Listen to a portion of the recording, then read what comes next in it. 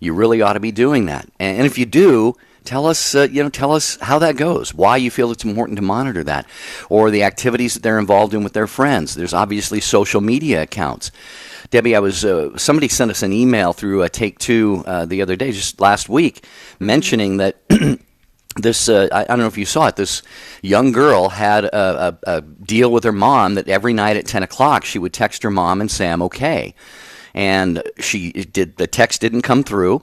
And so the mother called or texted her phone, and real quick, short text came back, Mom, I'm okay, talk to you later. And her mom said, no, that just doesn't sound like my daughter. So she went to where she was. She was at a party and had drank so much she had passed out, and I understand nearly died from it. And it was her boyfriend who had picked up the phone and texted back and said, Mom, I'm okay, as posing as her. So here was a parent monitoring, being vigilant. I think not overdoing it, but just simply wanting to look out for the health and well-being of her child. And it saved her life. It saved her life. Yeah. Yeah, praise God. And what sparked this topic is, I don't know if you, dear listeners, have read or heard about the Teen Vogue article that came out, I guess it was in July, and it really just ignited just a firestorm of controversy around it, and a lot of people spoke out, and a lot of people were silenced because they spoke out to protect our children. But if you haven't read the article, please maybe check it out online. I actually read it. It was so vulgar and disgusting. I literally, my stomach hurt after I read it. I couldn't even believe it, Jerry. I actually had to go back and say, is this really true? Is Teen Vogue a teen magazine that again, Jerry, in the old days, we used to think, no problem, teen magazine, that's probably a good thing. They're going to teach kids how to, wash their face at night and, do the healthy stuff of growing up as a teenager. But no, Teen Vogue apparently, they did publish this article that was very sexually, beyond inappropriate, vulgar, disgusting. It's a how-to manual, and it's absolutely horrible and horrific that our children could even be exposed to it. I don't even know how it could enter the pages in the public arena, but it has. And unfortunately, well-intentioned parents have actually subscribed to this magazine. I just can't believe it. Thank goodness I don't have any teens at home anymore.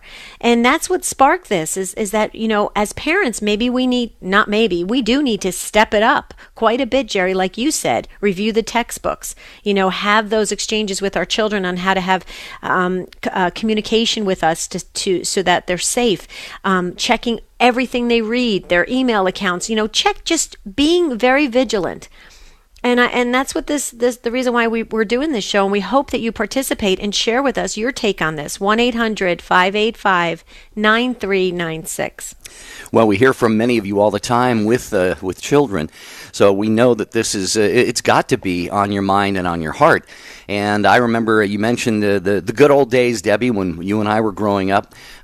Things have changed so much, and I would love to hear from someone in your 50s or 60s. Maybe you've got grandkids now, and you look at the ways that you need to be, or their parents need to be, more vigilant than maybe you needed to be, or your parents were when you were growing up. My mother was always very, very vigilant about things, but there just weren't the dangers out there that there are today. There were dangers, definitely, but certainly not the number and the degree. I mean, even if your child wants to go stay overnight at a friend's house. Do you think, okay, well, their daughter is Katie. We know Katie. Everything's probably going to be okay. Do you know Katie's parents are going to be home? Are they not going to be home? Are there going to be boys and girls sleeping over? Just a little bit of checking, Debbie. And we want to hear, dear listeners, how you do this in your life and how it's helping you to raise those little kids to be virtuous as God has called you to. Well, Jerry, let's be really frank. I mean, in this day and age, it's so twisted. I mean, with the internet being at the fingertips of our children, there's easy access to so many things that can literally change our children forever, and not for the better. Because once these things get into our children's minds, once they see them, the images, it's hard to erase those things. It wasn't like that when you and I were children, Jerry. I mean, we didn't have that easy access. These kids have the easy access. So what are we doing as parents to make sure that we're not tarnishing or allowing the images or these how-to manuals enter into our children's lives at an early age when they can't figure out if it's really right or wrong? And so it's really frightening. I tell you, I'm glad my children are raised. I have to tell you that. But we want to hear from you. 1-800-585-9396. Yeah, and let us know how your kids feel about it, because a lot of their friends might not have the same supervision that you're providing. You may be doing the right thing, whereas other parents may be a little less vigilant than that, and that might cause your kids to not like that. So let us hear about that. The Holy Father's prayer intention for the month of September is that our parishes, animated by a missionary spirit, may be places where faith is communicated and charity is seen. Christ is the answer, with Father John Riccardo. Maybe we need to ask ourselves, do we really know Jesus? Maybe another way to ask that would be, how familiar are you with the Gospels? When I was living in D.C., I was on the plane taking a late flight home, sitting next to a young girl. She was probably 16, 17. I had my collar on, and we got talking, and she said somehow in the course of the conversation, she acknowledged that she was running away from home and was in the midst of an awful lot of difficulties that were going on. Her story seemed to be remarkably akin to the story of the prodigal son, which we just heard this past Sunday at Mass, And so I started to speak a little bit about that with her. And I said, you sound a little bit like the younger son in the story of the prodigal son. And she looked at me like I was from Mars. And I said, are you not familiar with the story of the prodigal son? And she says, no, never heard it. And I just looked at her, I says, oh my goodness, are you in for a wonderful evening?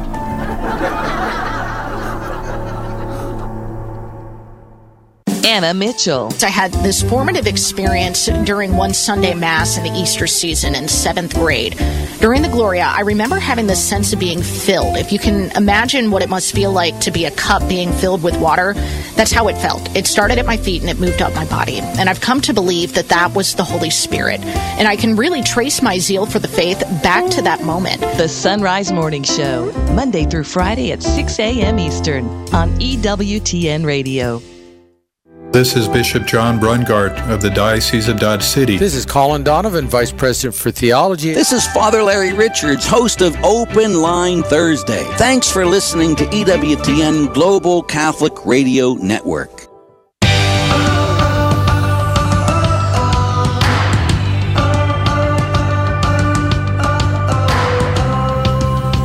Take Two with Jerry and Debbie, launching what we hope and believe will be another good week of broadcasts.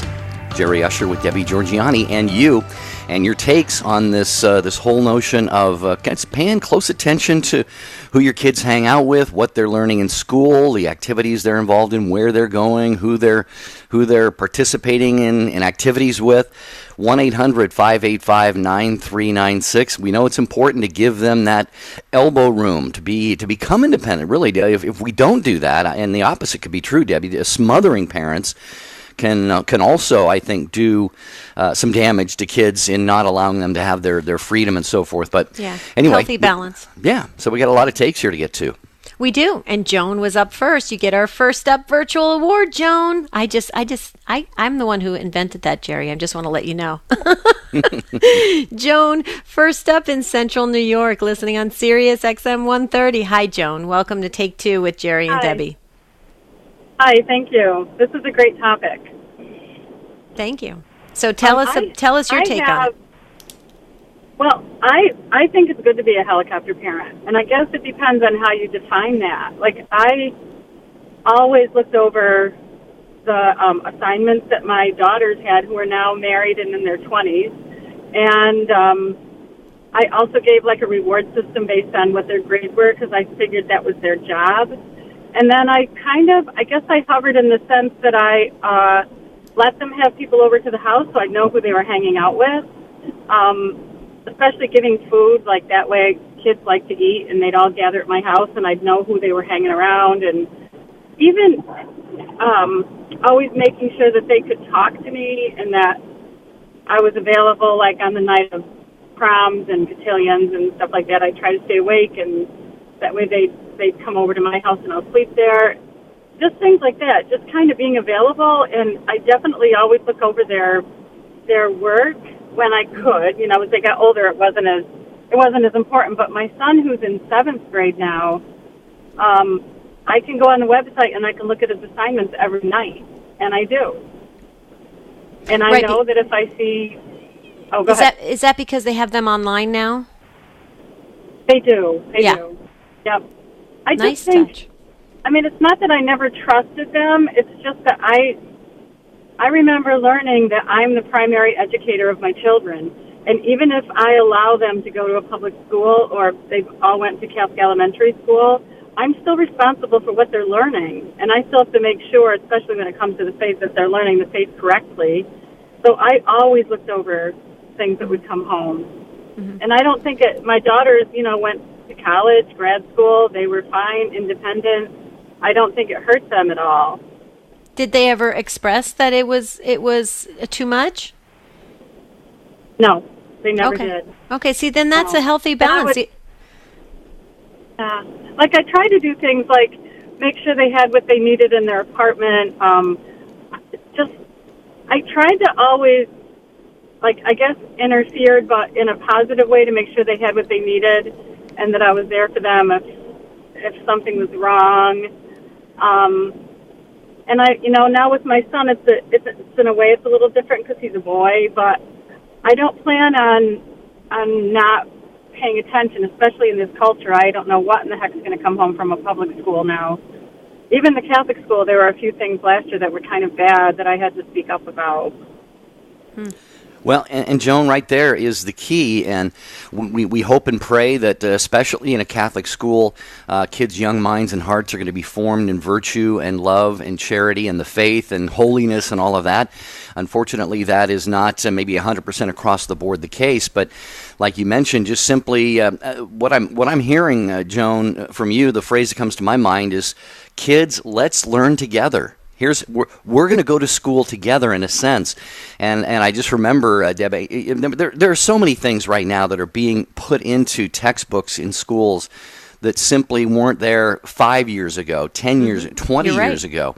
Back then, we had concerns maybe about a little bit of revisionist history in terms of, Christopher Columbus maybe, or the Indians or something like this, and there were those discussions and debates, but I mean, now it is just simply, it is stuff that is going to malform the minds and hearts. I mean, I see so many young people today, and I just cringe at what they might be learning. And so, Joan, God bless you.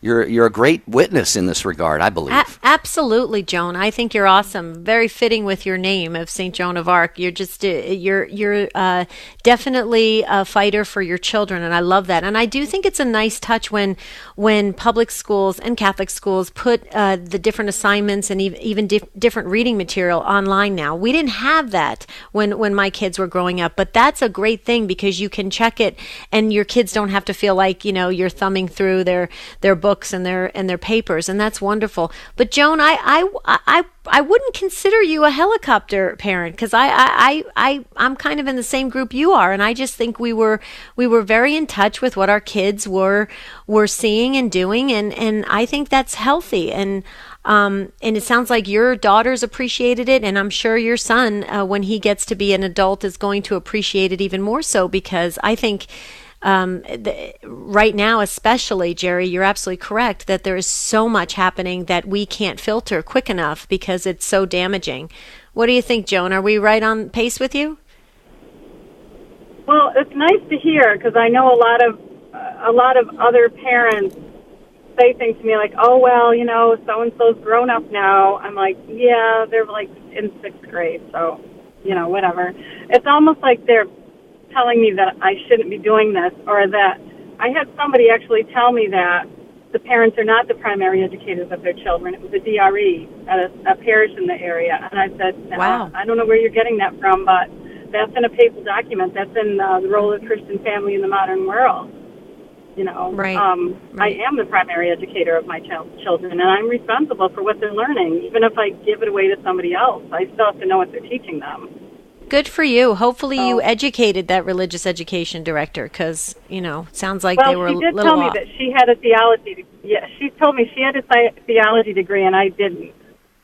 Oh, So well, I said, okay. all right, whatever. Okay, so Joan, let me give you a little heads up from a person who does have a theology degree. Anybody who throws a theology degree at you, you got to really question it, and you did, and I'm so glad you did, because there's obviously a problem right there. I'm not judging, but it sounds like a little prideful thing going on, and that's not right. You are the primary educator, and way to go, Joan. You're a great parent. Thank you. Thank you. Mm-hmm. All right. Thank you. Thanks, Joan. Your kids are going to be great contributors to society going forward because of the good work that's been done in your home there. Thank you for joining us on Take Two with Jerry and Debbie. We have a phone line open there, 1-800-585-9396, 1-800-585-9396. Kicking off the week of Take Two with Jerry and Debbie, talking about monitoring your children's activities, their magazine subscriptions, their online content, their social media and email accounts, the friends they hang out with, their textbooks at school, the movies they go to, the overnights all of this stuff. What's your experience as a mom or a dad or a grandparent? Share it, because Debbie, there are always other parents listening who are going to go, oh yeah, that's great. I could do that. I'm not alone. And that's not. That's not smothering my kids, but it's being what Joan said, the primary educator. 1-800-585-9396. Grab that open phone line there if you'd like to join us.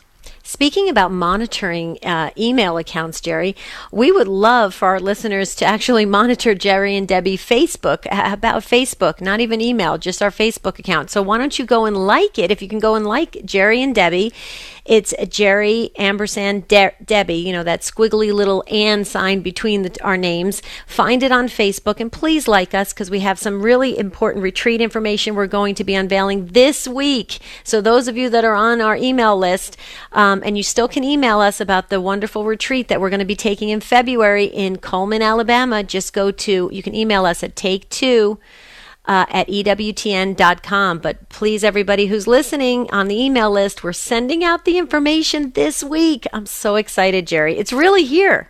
Well, I know, and it's been, some people have been waiting a while. We get an email from some of the people every now and then say, all right, we're still waiting. And we're like, yeah, we're just putting the finishing touches on that. And I know you want to join me, Debbie, before we get back to calls here, in just thanking Brother Marion at St. Bernard Abbey in Cullman, Alabama. And the monks there, they have just been absolutely fantastic in helping us put this retreat experience together, February 9th through 11th.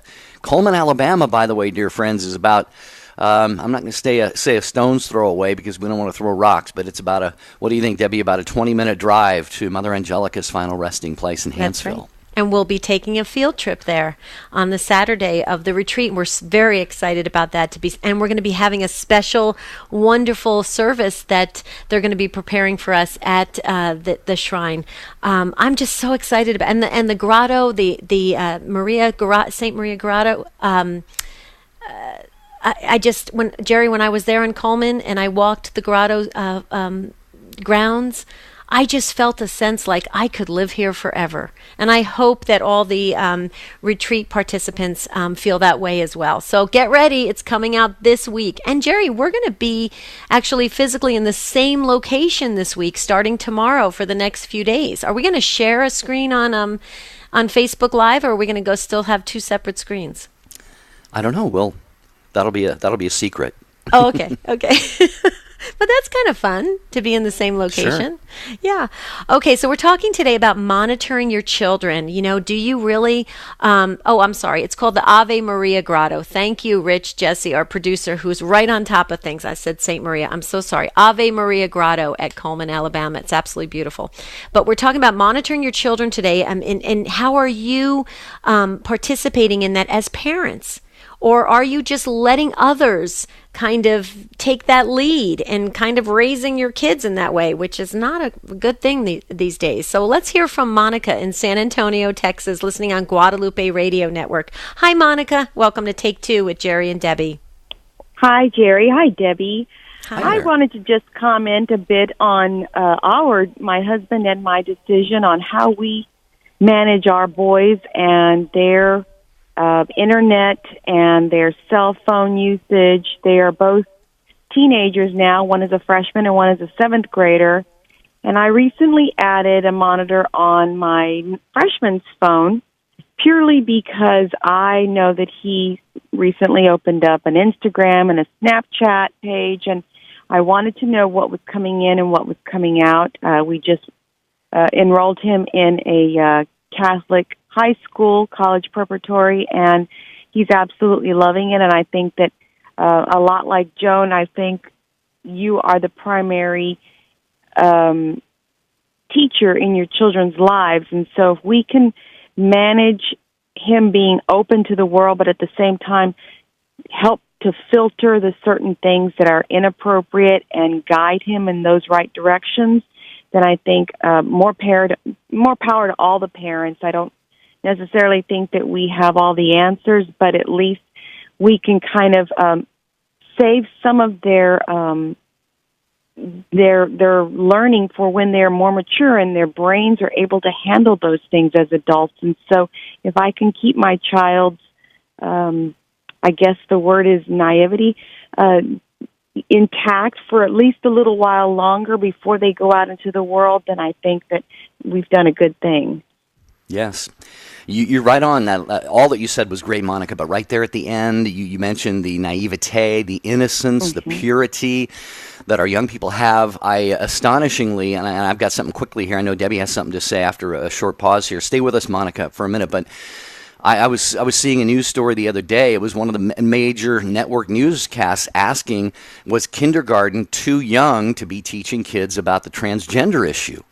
And I just, nothing should shock or surprise us anymore. And yet it's like a 2x4 just smacking you in the face saying, what? Are you kidding me? And so, yeah, those pure, innocent sensibilities that the kids have in so many cases are being just ripped right out of them. And when that happens, then a part of their natural childhood process is really thrown out of whack. So those are just a couple of thoughts that I had. Monica, please stay with us. Gail, Judy, Angela, and the others, you'll be coming right up. EWTN News Nightly with Lauren Ashburn. I've been a journalist in Washington for 25 years. I've covered car chases, 9/11, hurricanes. At this point in my career is my time to make a difference. EWTN News Nightly takes our Christian Catholic values and shines a light on what the government is or isn't doing and attempts to spur them to action. EWTN News Nightly with Lauren Ashburn. Weekdays at 9 p.m. Eastern on EWTN Radio.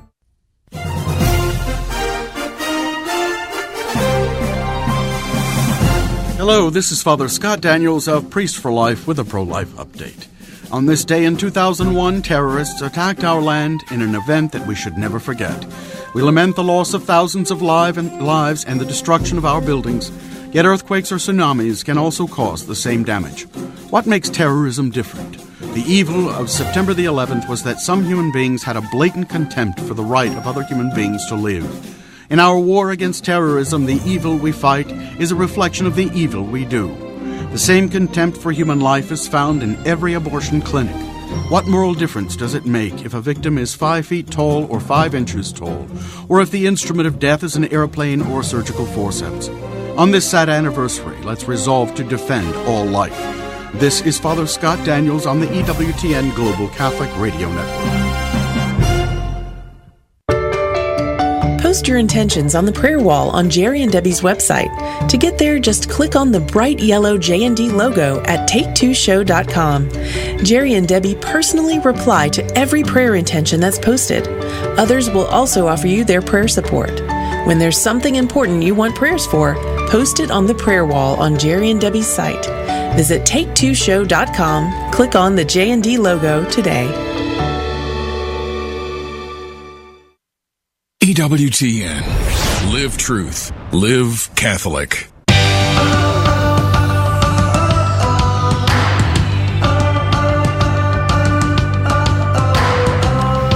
We're so glad you joined us. It's Take Two with Jerry and Debbie on the EWTN Global Catholic Radio Network. We're talking with Monica about monitoring your children. And Jerry, you shared right before the break about how our children's innocence is being, I like to call it, hijacked, because I really feel that it's very hard to hold on to their innocence in this day and age. And Monica, what do you think about what Jerry had to say? I couldn't agree more. It's very upsetting to me that there's no longer the ability to explain to your children the black and white. You now have to filter in the gray at an earlier age. Even so much as having TV time with our children, we see these commercials coming across for Plan B and the new IUDs or I can't remember, and things of that nature that you have to sit down and almost explain because they're looking at you like, why is this on the Cartoon Network, or why is this, in between a benign show that we're all watching together. Mm-hmm. I couldn't agree with you more. In fact, some of the commercials right now, Monica, they are making them. They glamorize them so much that they're. I mean, I've watched them from a critical viewpoint, and I'm thinking, and I'm trying to think like a child or a preteen would be looking at it, and I'm thinking, oh my goodness, this is being thrown in front of them so easily and with such an attractiveness that it's almost like as if as a parent I would venture to guess that you almost feel like you're on the other side fighting like a tug of war, going, no, don't go that way, and you're pulling back. It's really, in this day and age, I think it's very tough to be a parent, especially a Christian parent with morals and values and ethics.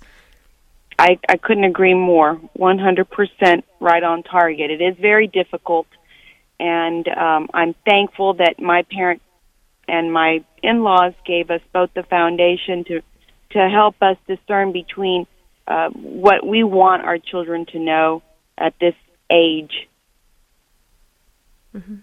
So, yeah, and great Monica, to you both for being on and letting us remember that that's what we're supposed to be doing, is safeguarding our children and their lives so that we can help mold them and build them into the adults that we think that Catholic kids should be.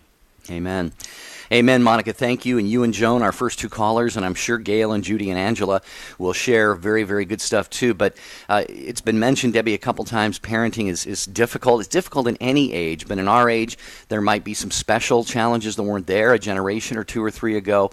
But as we hear callers like Joan and Monica and the others that are on the line, I think we also need to turn that thinking around and say there's reason to be very, very hopeful, because there are many, many parents who are taking this very seriously and doing a great job doing the right thing. So, right. In fact, I'm sure we're going to hear more good advice from Gail in Franklin, Pennsylvania, listening next on JMJ Radio. Hi, Gail. Welcome to Take Two with Jerry and Debbie on our Monday show. How are you?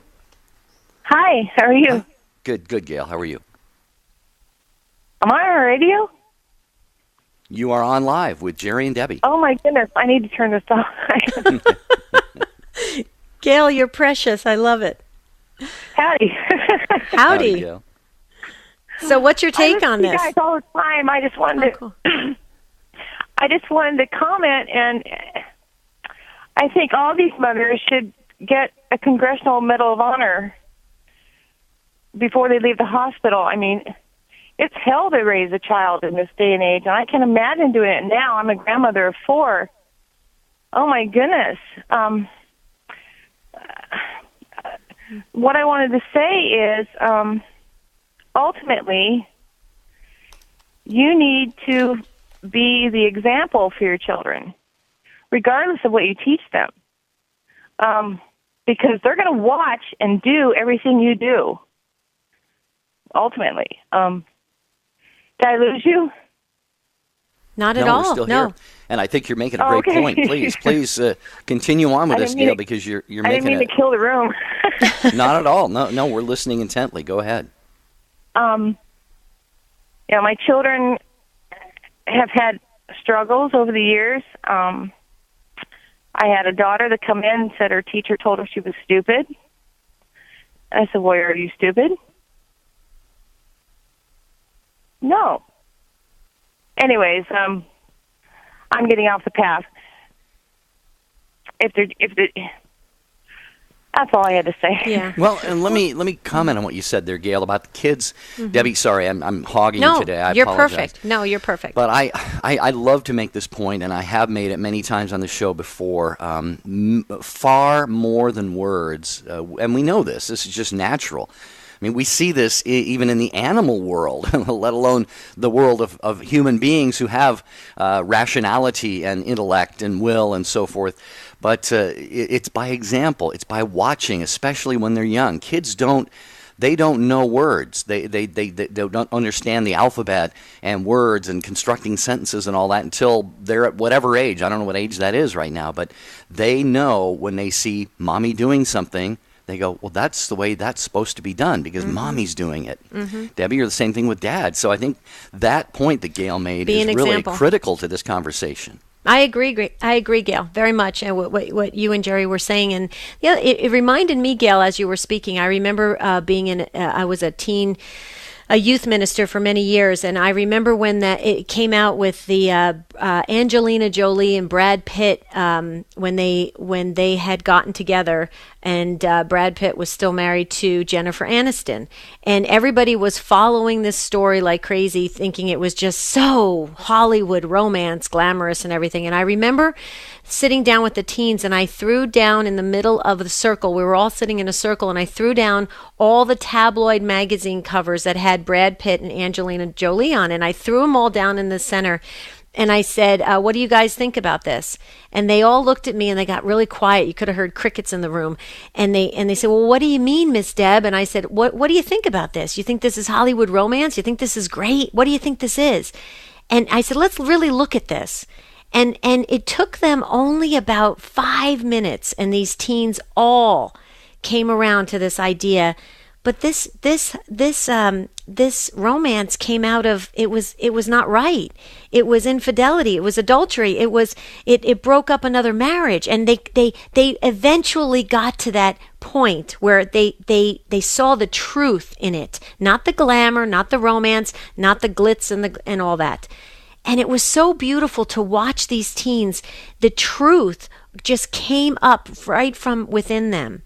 And Gail, I agree with you. It can be hell raising the children, but to be an example and to be that voice of truth, that lighthouse that doesn't move, doesn't waver. We speak it, we live it, we walk it, talk the talk and walk the walk. I think that the kids are really smart, and they will rise up, and maybe we'll see the pendulum swing back. What do you think, Gail? Kids are incredibly intelligent.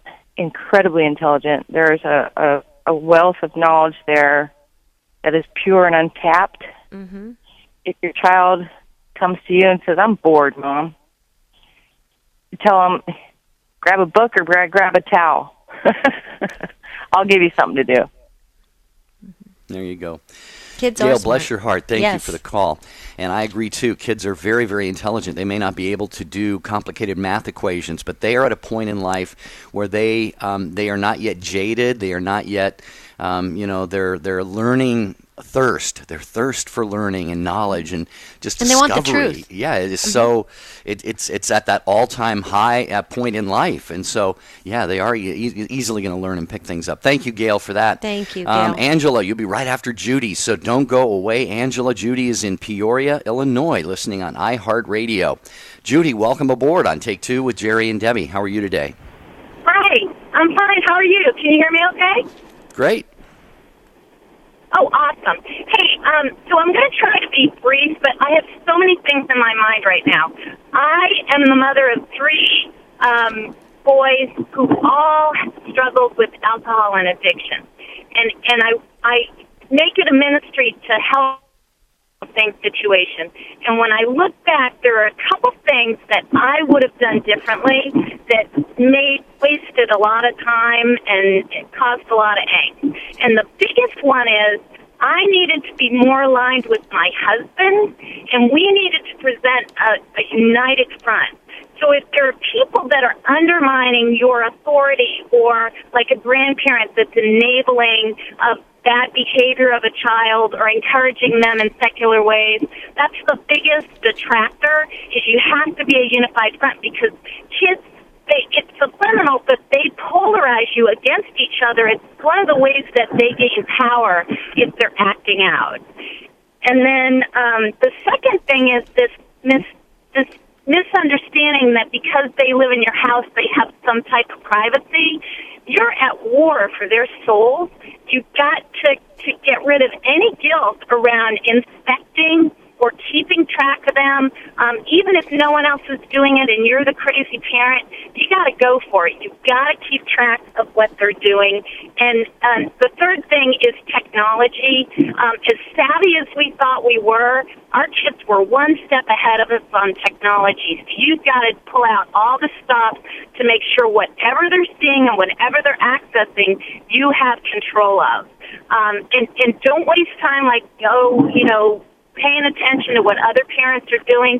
You're at war for your kid's soul, and you have to pray over them daily, pray out loud, say the rosary with them. You've got to reclaim them from Satan because he's out there, and he'll get them if you don't. So sorry, I hope that covered a lot of ground. Well, that was wonderful ground you covered, and I was taking notes as fast as I possibly could. I wish at this point I knew shorthand, but I got to tell you the truth, Judy. What you said about a unified front, I couldn't agree more. I mean, that is an absolute. That is a must, especially in this day and age where Satan will look for the weakest link to come in and divide. And you're so right. There's ways to gain power when you can divide up the family, and so a unified front. Reclaiming your children back, absolutely. But the thing that I want to just key in real quickly, you said about being a crazy mom, or I'm sure maybe you're even referring to maybe a possible crazy dad. But in this day and age, that crazy label is so commonplace. So to me, it's kind of popular now because what's normal anymore? We don't even know what the definition of normal is. So I vote for being a crazy mom. What do you think, Jer? Well, it just reminds me of, I don't know when the phrase originated. Remember when people used to start being called Jesus freaks, just because they loved Jesus and wanted to live for him and share their faith openly and so forth. Now, some people can go overboard with anything, I suppose, but it's a similar thing. Those who were typically called Jesus freaks were simply those who did the right thing, wanted to do the right thing, took things very seriously. And so for a parent today, I could easily see the label, wacky parent or crazy parent or something if a mom and a dad just simply want to do what's right for their kids. Right. So Judy, don't ever let that bother you, Judy, because it sounds like you are doing or have done a great job. I agree, Judy, and great advice that you imparted to everybody. What do you think? We're on the same page, right? I think it's a badge of honor. My kids' friends knew if they came to our house, if they had a backpack or something was up, we were in the mix and we were looking at things, and they knew. So I don't have any problem being known as the mom that you better not try anything over at that house. So yeah, I consider it a badge of honor. And my kids still talk about how I was that mom, and I'm glad I was. Yeah, I'm glad you were too. Way to go, Judy. Thank you so much for taking the time today and sharing with the world about how we can monitor our children, actually watch out for our children, keep them safe. We've got their backs, and kids need to know that. Parents want the best for their children. Okay, Angela, you're up next in Texas, listening on EWTN.com. Hi, Angela. Hi. Good morning. Good morning, Angela. Thanks for joining us. Well, I was just listening to Judith, and I totally agree with her in regards of praying for our kids and definitely just keep them, pray the rosary and just there's so many things out there. Luckily, I got the opportunity to attend yesterday a witness Gloria Apollo's testimony. And it was wonderful, and it was just like an open eye, in regards of keeping our kids away and try to away from trouble and try to somehow keep them safe from all the evil that's out there. And so kind of like got me thinking about it. And so I have a 17-year-old that's lately been a little difficult. But I mean, I think she's a good girl. The only thing is that sometimes, I guess I wanted your advice. She wants to go watch movies or this or that with friends. These things when you have teenagers friends. Oh, we're going to go see this, that. And so I know there's some movies that are not appropriate. And so even though I tell her I don't like those movies, she says, oh, Mom, everybody's going to go see them, so it's okay. No, it's not okay. And so, well, I guess I do let it go. And then how can I stop that? I mean, it's just like I pray for her all the time. It's just like, yeah. What do you think, Jerry? Well, the first thought that comes to my mind is the typical, the counter argument of that. If the whole world was doing something, doesn't necessarily make it right. I mean, there are examples, Angela, that you could possibly come up with there. You'd want to do one that would, I think, would be pertinent in perhaps her experience, and I'm not exactly sure what that would be. But if we look around us in the world today, we can see a lot of people following certain paths that I think your daughter would look at and say, well, they're not going down the right path. So maybe, Angela, you can kind of survey a little bit and look around and see where there are large groups of people doing things that you know to be wrong, and that your daughter would also recognize to be not in their best interest, and say, okay, sweetheart, let me use this as an example. You say, well, everybody's going to see this movie, so it should be okay for me. But honey, look here, and you see all of these people who are doing this particular thing over here, and you even see that that's not healthy for them. So do you understand the difference, that it's not always a matter of you should be able to do something just because a lot of other people are doing it? Would that be helpful, Angela, do you think? Yeah. It's just yeah. Deb, I think I need to be more strict, definitely, and then again, if it's kind of hard. It's just definitely hard to be a parent, because sometimes you totally don't, tell them no completely, and they become a little rebel and they start, acting up and stuff. It's just hard. It's just need to find a balance and try to talk to her and stuff. Well, and Angela, here's something else I'll just throw into the mix too. This, and I don't know if this is right or wrong. I always parented by instinct. I did. I mean, there was no manual out there that told me how to parent, so I just did it by instinct. For me, I never used to let my children, and as far as I know, I don't think they've still to this day, and one's 28 and one's 21. Watch horror films. I don't agree with them. I think they're just idiotic. I don't like them at all. I think they're very bad spiritually, what can enter in those images. And so I would always read. I always did this thing where I would redirect. And I don't know why I did that. Maybe because I just didn't want them to get hooked on this, Friday the 13th and all these kind of crazy movies.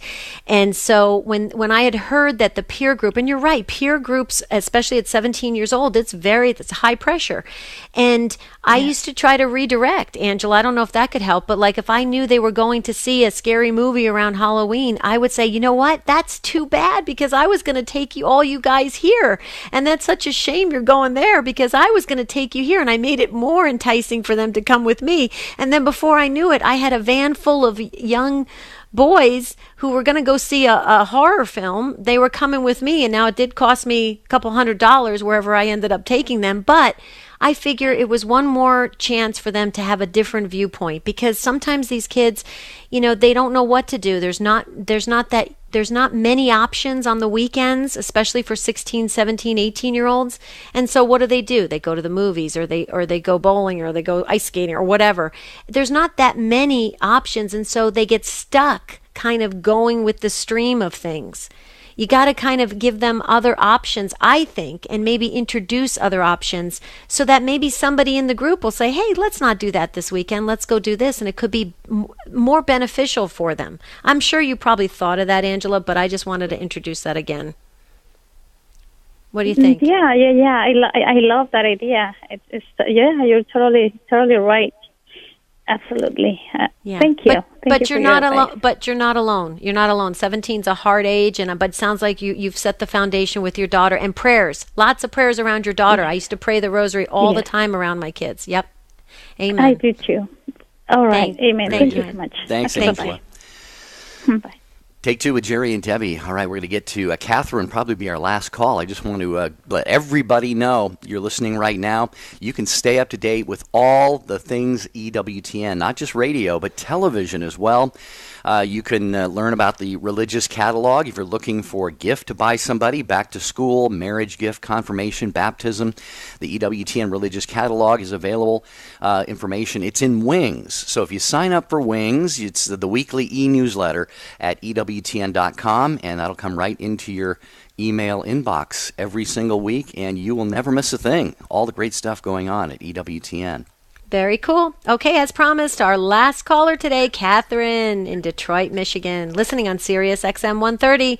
Catherine, got to hit a home run on this one. What do you got to say about it? Well, I hope so. Thanks for taking my call. I am coming at this from two directions because, one, I'm the mother of an adult son who's 27, but also I'm a retired pediatrician.